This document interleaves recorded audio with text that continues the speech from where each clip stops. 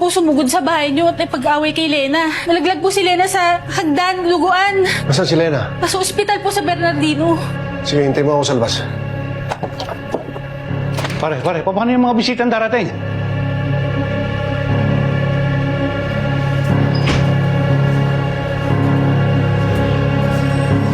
Magi ba? Saan pupunta?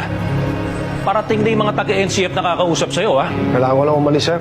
May emergency lang. Emergency? Anong emergency? May importante tayong bisita na darating dito na ikaw ang inatasang humarap. Baka nakakalimutan mo yung tungkulin mo, di Magi ba?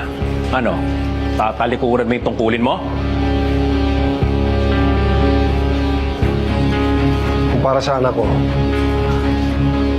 kaya kong kaharapin kahit anong parusa bibigay sa akin, sir.